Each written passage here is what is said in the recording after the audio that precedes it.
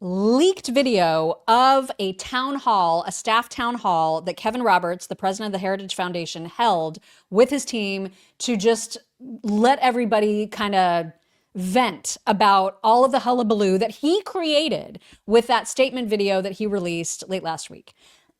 Excuse me, or early this week. I don't even remember. I can't keep track of the times right now. So we've got a couple clips to share with you from the leaked audio or the leaked video rather. And I gotta say, I mean, maybe I'm being too naive, but I think that he took it like a man. I think that he owned and was accountable for effing up. Here's just the first example. About no cancellation. Is there a limiting principle to that? I should have said that there was, especially in light of Tucker hosting not just Fuentes, but a handful of other people. I actually don't have time to consume a lot of news, and that ignorance should have told me, ask around. There is a limiting principle to not canceling friends. And it's a very simple, common sense one that you don't have to be as intellectual as we are to understand. And that is, you can say you're not going to participate in canceling someone, a friend, personal friend, institutional friend, while also being clear you're not endorsing everything they've said, you're not endorsing softball interviews, you're not endorsing putting people on shows. And I should have made that clear. I think that was good. Yeah. I mean, it used to be okay to not platform. It's not like you're canceling people, but it used to be okay to not platform like freaks and Nazis and skinheads. Right. There's no need to do that. Why is it that all of a sudden now we're like, that's mean? It's like accusing AOC of canceling us for not including us in her live streams. Right. Like, she's just, you know what I mean? Like, that makes no sense. It's not canceling. She's just not having us as part of her platform. Right. And that's fine. She just doesn't like us, and we don't like her. And that's okay. Right. It's America. It's okay to not like Nazis. It's totally okay. And it's okay to say that. It's okay to say that out loud. Mm-hmm. Here's another just little snippet from that same town hall where, again, I feel like he's owning up to what he did. I made the mistake of conflating too much the personal friendship I have with Tucker, although I want to be really clear, I don't think that everything or maybe even most of what he does now is helpful or good, but conflating that with particularly the word always as the institution. And even the institution can say, Tucker will be a friend, but that's different than saying that you endorse everything the friend does. So Exactly right. All right. So it all reached a point where he, along with, I guess, a lot of the staff that was there, maybe more of his senior team, created another video statement. And so we're not going to play the whole thing. It was about 2 minutes, 40 seconds. This is just the part where he is clarifying what he genuinely believes to be true. And then he spent a lot of time, which we're not going to include, reminding us what conservative values actually are, which is great. And which also hits on your point that you've made, which is, shouldn't we have like a set of ideals and values and be very clear about what those are? And I felt like he captured those well. It's not necessary to play them here because we're all very aware of what conservative values are. But here he is just kind of putting a final pin on this whole, the controversy. I want to speak plainly, both as president of the Heritage Foundation and also as an American who understands the urgency of this moment. Leadership requires owning the moments where we fall short, then using them to reset, refocus, and recommit. I talked about this today, as you may have seen, during our Heritage All-Staff Town Hall. I'm so grateful for my amazing colleagues. My use of the phrase venomous coalition was a terrible choice of words. It caused justified concern, especially among friends and allies who know how seriously Heritage has fought and continues to fight against the rise of anti-Semitism.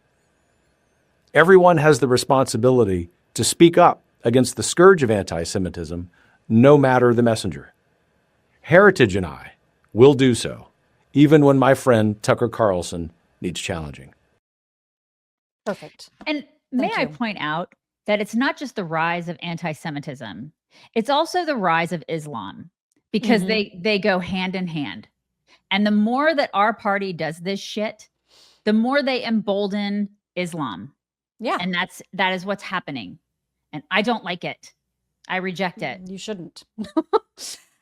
There was a man, a longtime employee of Heritage. His name is Mike Gonzalez, I think, who offered a defense in the town hall because there were people in the staff who have been wanting Kevin Roberts to resign over this, and I get it. I mean, like, he really botched this up hard. But there I've was been here this for defense. almost 17 years. I worked with many leaders of Heritage, all 4 presidents. I think so. Kevin has been a great leader. We're all doing great work. He made a mistake. I hated the video, but I think we all make mistakes, first of all. Some people have asked you to resign in this meeting, and I know you're a thoughtful person. You're going to go back to your office, and you're going to think about this. I'm asking you not to resign. Because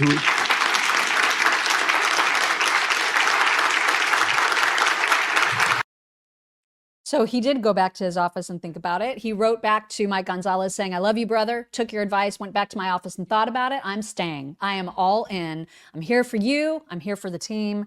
Let's go win. Okay. Well, just make sure that you guys know what you stand for. You know what I mean? And I feel like he does. Like, I don't know why I want to give him the benefit of the doubt, but I do. I feel like he's got a record that he can stand on, and he really effed this up royally, but he's owning it. You know what I mean? And so I feel like I'm okay with this. It goes back to the whole, people are saying, somebody said it here in our comments, the whole toxic empathy notion. That's not good. You know what I mean? It's just, stop it with that. Like, just say, you can believe in what you believe in, and you don't have to apologize for it. Exactly.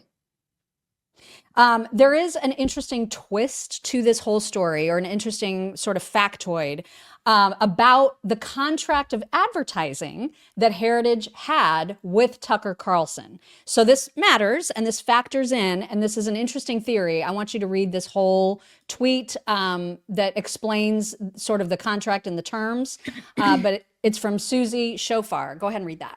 Heritage update. I just learned that Tucker Carlson includes a non-disparagement in perpetuity clause to all TCN contracts.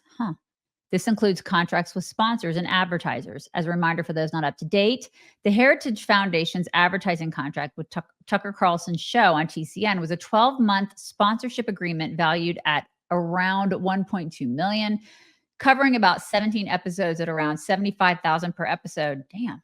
And ran from June 2024 to May 2025, but they say we're getting paid $7,000. Okay. Right. The terms of this contract likely stipulate that Heritage and any employee or contractually affiliated Heritage person is legally prohibited from exercising their free speech rights, meaning that they cannot publicly say anything about Tucker that might be legally interpreted as disparagement forever. Oh my God. Crazy, right? Given the high quality video that was posted by Free Beacon today, I find it hard to believe that the leak was a rogue staffer.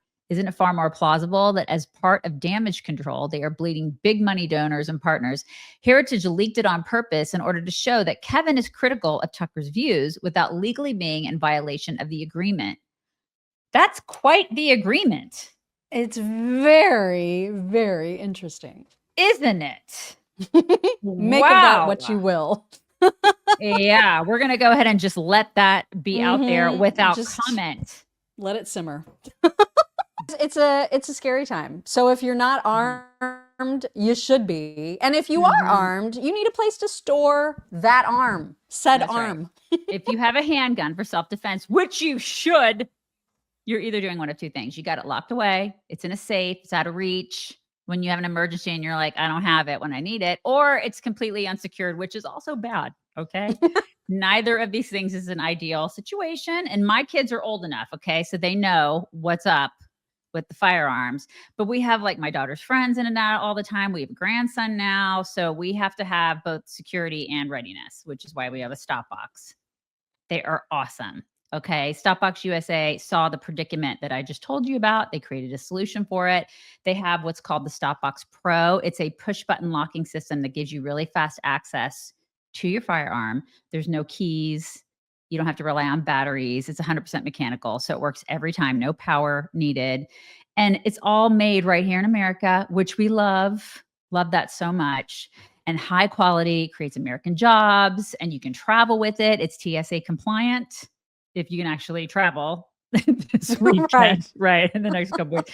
But you can transport your firearm through checked baggage if you choose to do that, which is actually kind of cool. So they have a bunch of other cool products too at StopBox, including their vehicle safe. They have a chamber lock. You can check out all their stuff at stopboxusa.com.